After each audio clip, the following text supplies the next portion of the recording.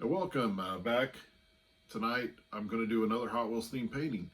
I enjoy them, and I'm just going to keep doing them. But anyway, tonight I'm going to use the black paint on the background, the negative space. I'm going to do yellow and silver. And the reason I'm going to do that is because the Hot Wheels I've chosen for this painting is one I almost used on another one that was similar to that. And it is the Hot Wheels motorcycle that I got. So I'm going to try to, I think the yellow, I don't really have a yellow that pretty close to that dark of a yellow, but we're going to use a little bit lighter. I think it'll still look good. And I thought about doing I don't really want to do a Dutch pour and blow it out so it's really wide. I really do like the thin, real thin, just kind of sleek. And I thought about doing a swipe on it. I don't know if that'll work very well. I thought about doing like a chain pull. I like the idea of the design it could create, but I'm not quite sure because I'd have to do it. I'd almost have to do it backwards from the way I'm thinking, instead of starting where the Hot Wheels would be placed and setting it, pulling it to create a design. I don't want it to be, because normally when you pull, it's bigger on the other end to thinner when you pull it. So I might have to do it backwards. And so I might do that. This is my process, because a majority of the time, what I have envisioned in my head and the process I want to use, it'll usually change by the time I end up painting. Not all the time, but a lot of times it does, because I'm constantly going through my mind of the process and what I'm going to do. So yeah, I'll be mixing paints and change it, while I'm mixing paints, change completely how I'm going to do the painting, the style, and the way I'm going to do it. So that's what we're going to do tonight. We'll see how it turns out. I'll decide probably while I'm mixing my paints what I'm going to do. I think a chain pull might win out because of a unique design. It may not. Well, I guess we'll all wait and see what happens. All right, here we go. I'm going to take this off. Resin these. Let's see.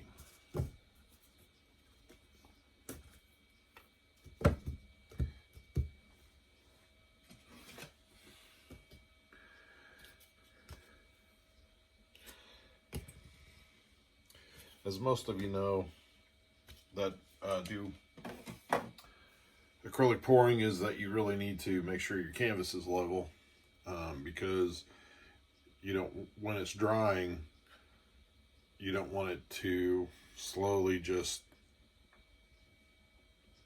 run off the canvas, because I've had some really great looking pieces that I came in the next morning and looked at them and just devastated, because basically the greatest part of the painting was on the table. So do make sure that those things are level before you start.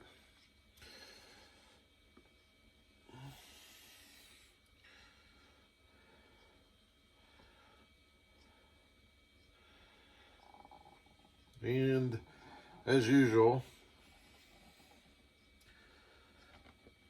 I use my trusty tool here to spread this around. This one, since I'm not doing a Dutch pour, the paint is not as thin with adding more water to it, because I don't need to blow it around. So it is a little thicker than a Dutch pour, which at times I do like working with thicker paint than thinner, because boy, sometimes it just seems like it's so thin it's not going to cover the canvas very well, or you get a spot on it that's just hard to cover because it's so thin.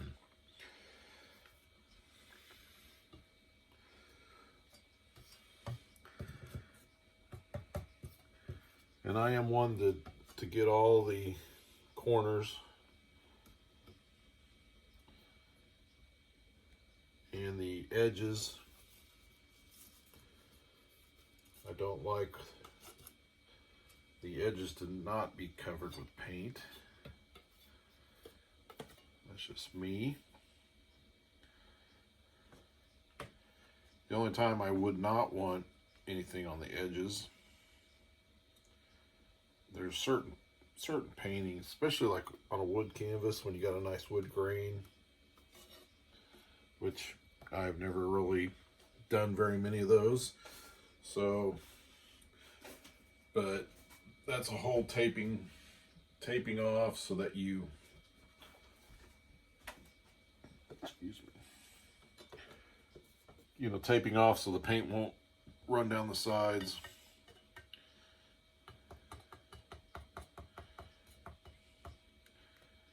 And for me, that's just a lot of work.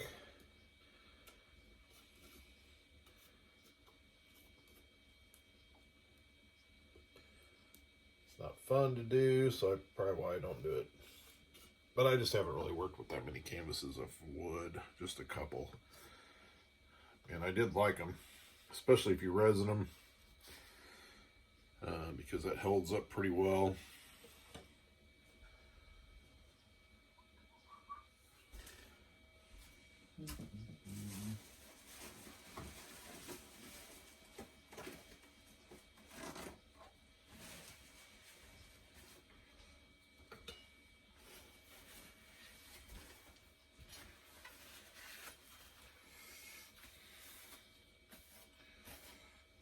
Alrighty.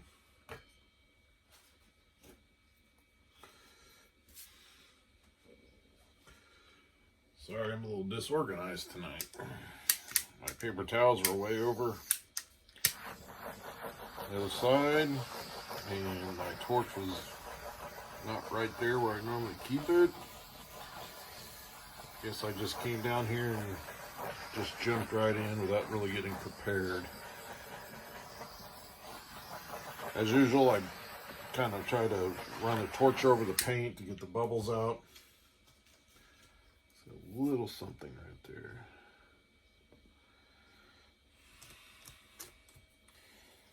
I don't know if that's lint or what. All right.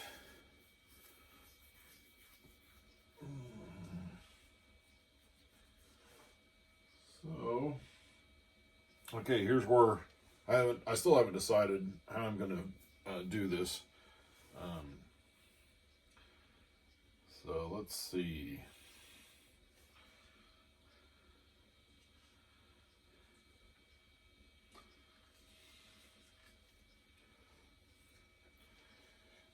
I think I'm just going to go ahead and pour, and then I'll decide what I'm going to do. And I'm going to put the silver down first.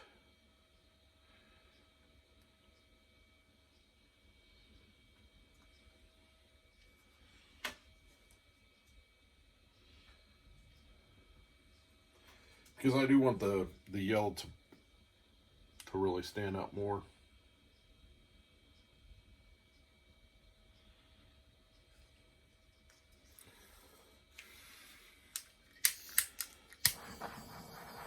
As you can see, there was a lot of air bubbles in those paints. So we'll get that. Alright. And again, I'm not prepared because I think I'm going to do a string pull on it.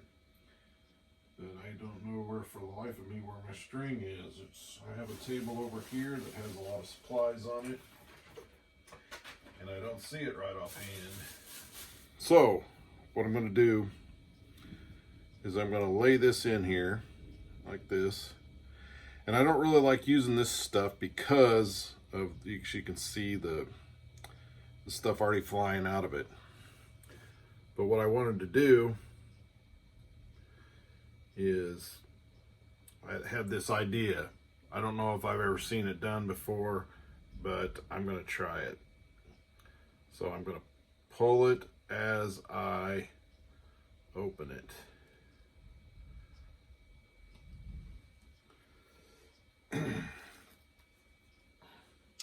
And I don't like it. I like this up here a little bit, mostly right in here, but I don't like it. So we're going to fix it. There's no, that's what's so great about it, is you can fix this. So I'm going to pour some yellow down here.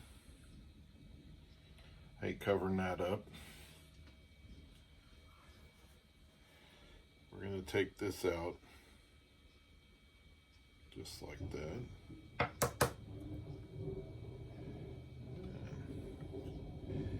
I don't know if you can hear that, but we got a storm coming in, so you might hear some little thunder on the old video here. But that's not going to stop me from painting. So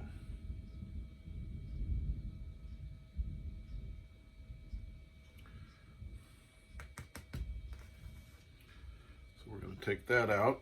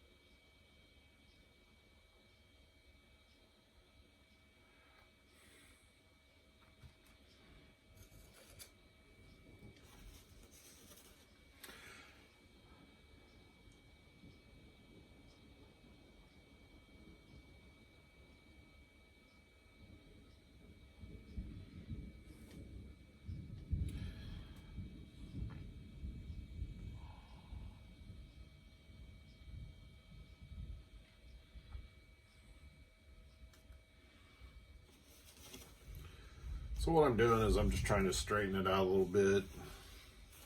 I just use one of my stir stick. This is actually one I stirred resin with. I don't know if you can see it on there. But see, because I kind of really like that.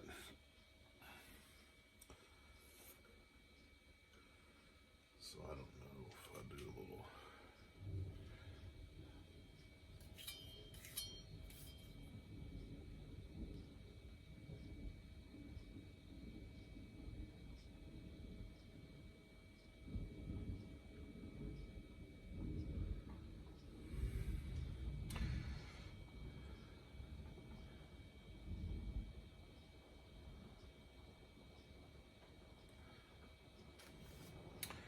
And there comes the rain.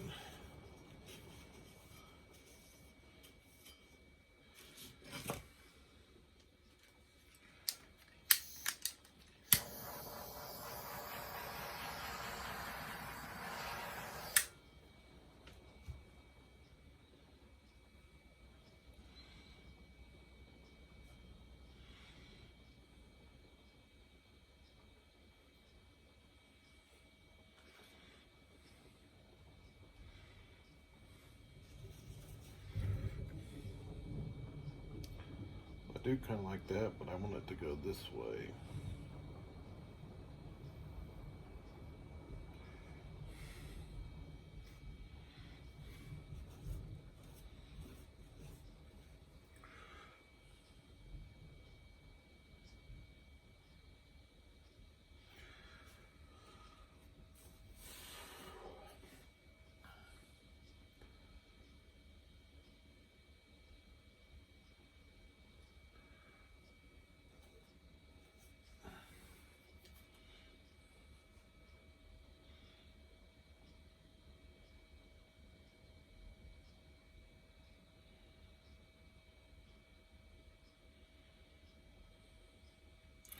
I'm just trying to tighten it up a little bit here.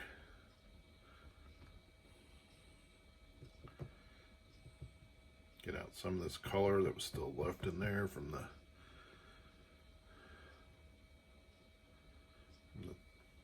bad decision of doing the twine. It wasn't really a string or a chain. I wish I would have prepared myself for this video, but for this pour, I guess it's not just a video.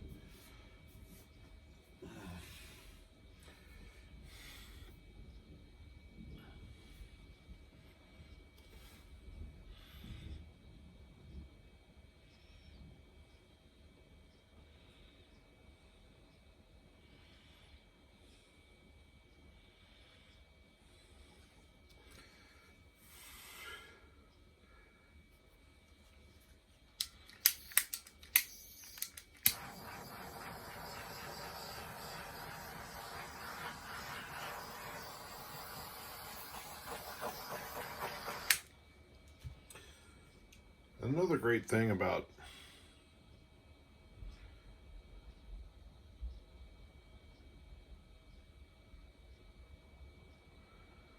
doing these,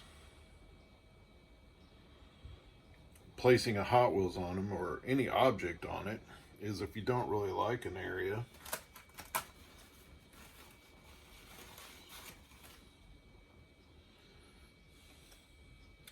like I'm not real crazy about this, but hopefully the motorcycle itself will cover it up. So we'll see. It's not very wide, but see, I'll be able to put it here and be able to cover up this, basically this area right here, which I don't really like because it's not as bright as right here. And it was because I took the my palette knife, and after I'd swiped it, I went back up and moved it down, which wasn't pulling that bright yellow. It's kind of mixed already. So I think what'll happen is when I put it on there, I'll probably cover all that up like that and have it like that. So I think that'll come out pretty good. So I'm fairly happy with it. So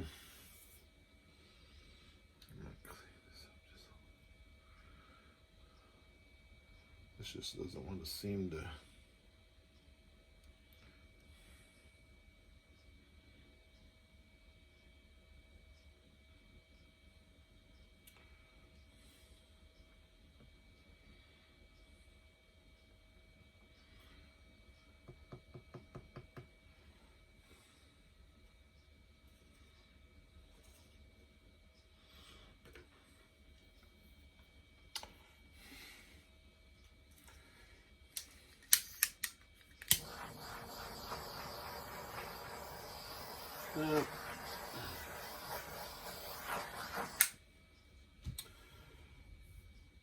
So I think I'll call this one good for how it's going to look, and then I will wait for it to dry, and then I can, well, I'm going to try one more thing.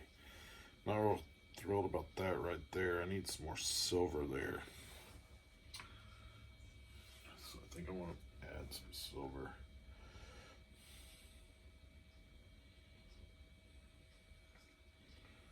Maybe a little bit there.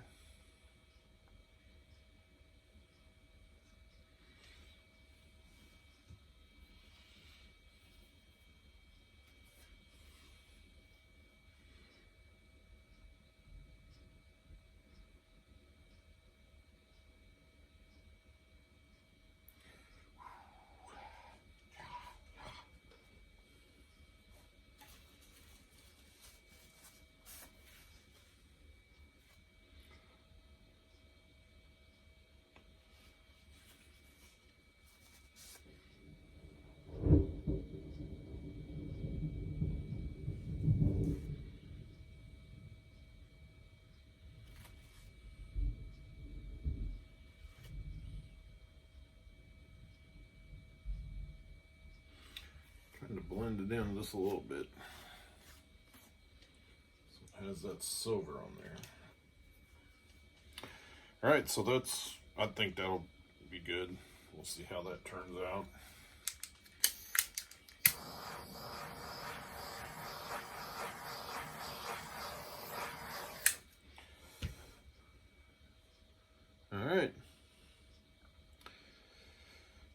I'm somewhat pleased with it. It definitely wasn't how I wanted it to turn out, but like I have said before, that usually happens on most of my pours. It doesn't look anything like what I envisioned it in my mind before going in, and so that happens to almost every one of them that I do. Almost every one of them.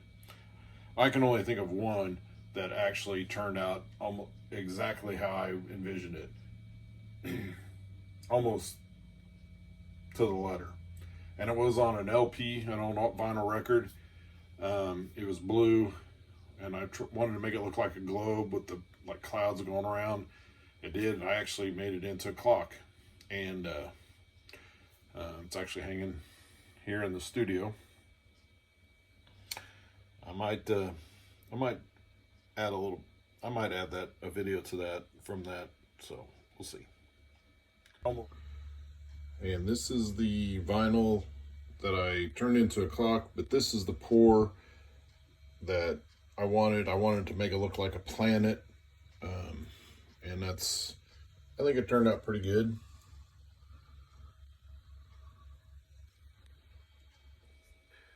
All right, so I'm getting ready to resin this one. I wanted to show you guys what I do to the back before I resin a painting. So what I do is I actually tape it off, because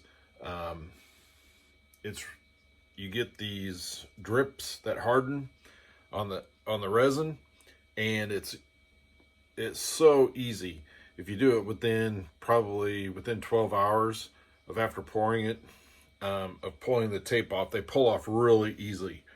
I'll have to add that to the video as well, but here we go.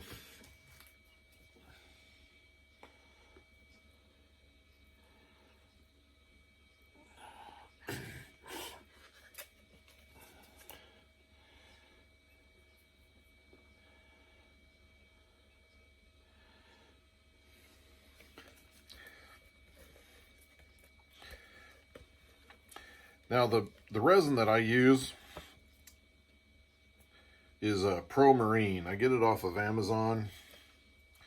I can get a 2-gallon kit for, I think it's $110, and that's what I like to use. But when my last show I did, I actually talked to some people that do the like the tumblers, the Yetis, little tumblers and stuff.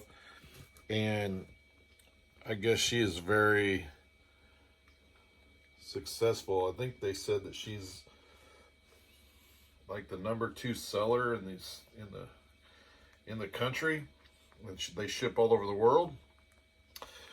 So they were asking me about resin and stuff, because they use resin. Wanted to know what I used, and I told them Pro Marine, and so they had said that they use Allumilite, and so, but they were telling me that Pro Marine is not like UV rated, so over time your whites will start to yellow, and I did not like that. I had one painting, and I think I did it this summer, so it's barely over 6 months old, and it was white on top, black on the bottom, and had purples and golds in it. Beautiful piece. And I was actually looking at it during that show, and noticed it was quite yellow, or the white was yellow. That wasn't yellow, but it was yellowing, I guess is the best word to do. And it wasn't that pure white that it was before, and so I wasn't quite sure what it was. I know I resin mine without letting the paint cure, and so I thought maybe that was it. But after talking to them, I realized it was just the resin. even though I keep that painting when I'm not doing a show, which I didn't do very many last year because of COVID. And this was my first show that I was able to do this in 2021 so far. And it is wrapped up with cloth the rest of the time. So it's not really exposed to light much, except for when I'm doing a show. And I probably only had it out a couple times for shows. So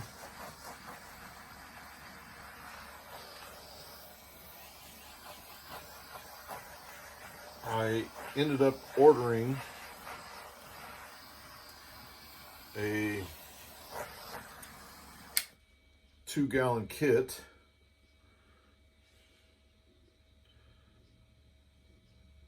of the I think it's Illuminate, maybe.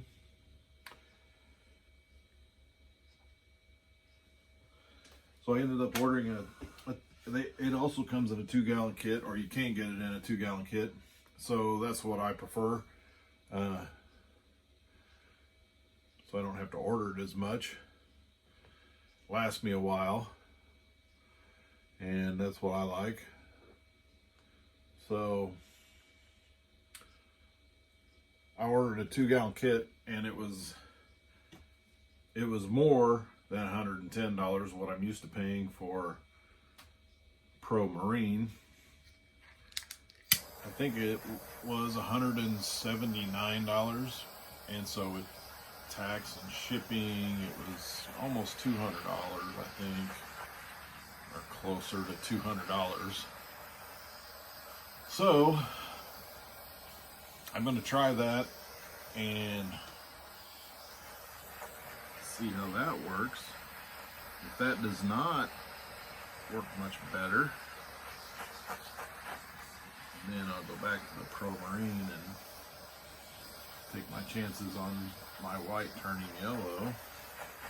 Even though I have others that have white in them that haven't turned yellowish. And so I don't know if it was just that particular one, what happened to it. It always seems like it happens on the one piece that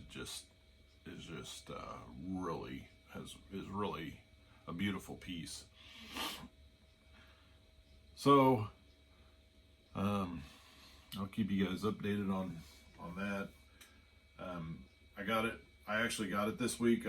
I still have Pro Marine. This is what I'm using on this painting here. And so I'm going to use all of it before I use the other stuff, the new stuff, and I'll see how that comes out. But I asked them because I was curious, because I have not done tumblers.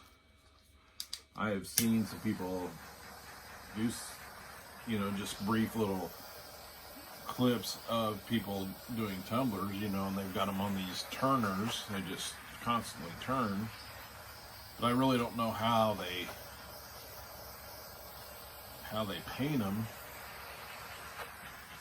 let alone resin them. And I had to ask them, how do you resin these? Because mine it runs off and drips. And I was like, how do you keep it from having drips all over it? And it was a very simple answer.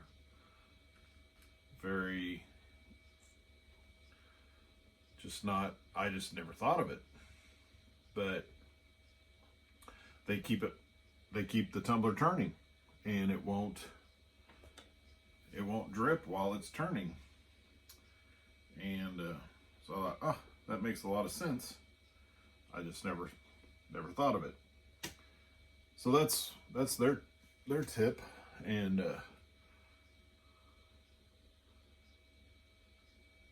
so that's what they do. I have still yet to do a tumbler, but maybe one day.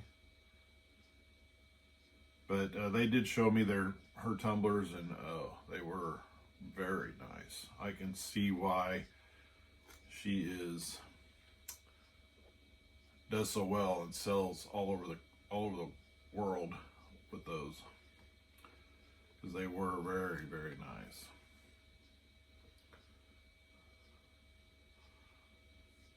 All I'm doing is I see little things in the resin.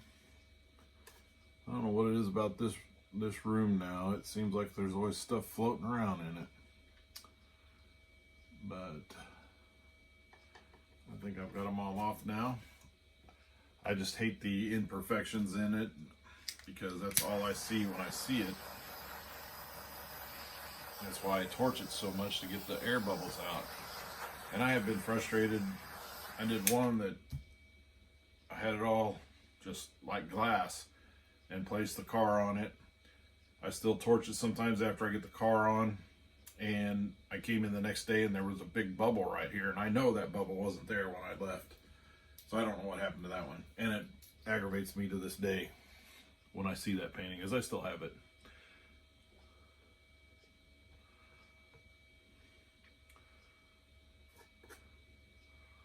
So,